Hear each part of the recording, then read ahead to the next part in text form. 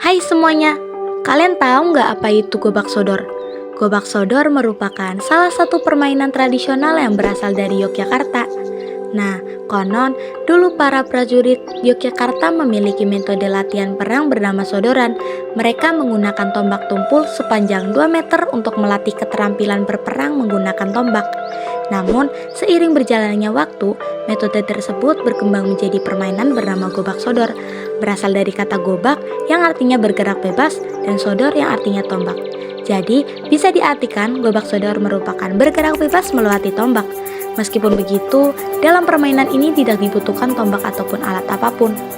Permainan ini dimainkan oleh 8-10 orang di dalam lapangan khusus dengan ukuran 4x9 meter.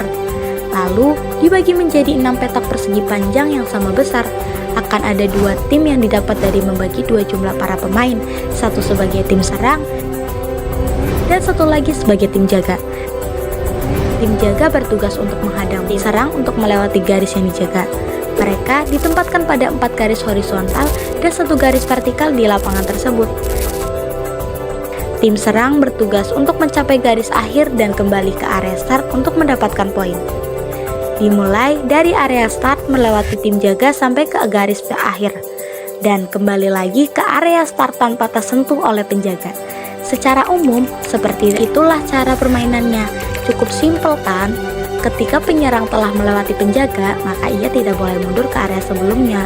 Mau tidak mau, mereka harus melewati penjaga yang ada di depannya. Apabila salah satu penyerang tersentuh penjaga, tim tersebut dinyatakan gagal. Kedua tim harus bertukar posisi, penjaga menjadi penyerang dan sebaliknya. Selain itu, ada beberapa hal yang harus diperhatikan oleh penyerang agar tidak dinyatakan gagal. Dalam satu petak di lapangan, tidak boleh terisi lebih dari 3 pemain.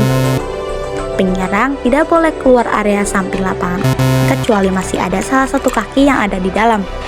Untuk penjaga pun juga ada aturannya. Mereka harus terus berada di garis jaga. Saat menyentuh musuh, tangan harus terbuka. Tidak boleh mengepal dan lawan yang boleh disentuh. Hanya lawan yang ada di depannya. Penjaga di garis vertikal biasa disebut sodor. Sebagai penjaga, kita harus cermat apabila ada musuh di dekat garis. Permainan ini membutuhkan kelincahan dan kerjasama. Memang tidak mudah, tapi bukan masalah. Faktanya, ada banyak hal positif hanya dari sebuah permainan. Lihat, dengan permainan ini, kita bisa berpikir kritis untuk membaca situasi, menemukan solusi dari suatu masalah. Dalam hal ini, sampai ke finish tanpa tersentuh, diiringi dengan kerja keras, menguras tenaga, tapi layaknya olahraga, membuat kita sehat, dan ini permainan tim. Kerjasama adalah poin pentingnya, harus bersatu untuk mencapai kemenangan. Tak ada cara lain. Gobak sodor adalah bukti bahwa tradisi mampu memberikan kegembiraan yang sederhana namun bermakna. Mari lestarikan permainan tradisional ini agar anak-anak Indonesia terus mengenal dan mencintai budaya Indonesia.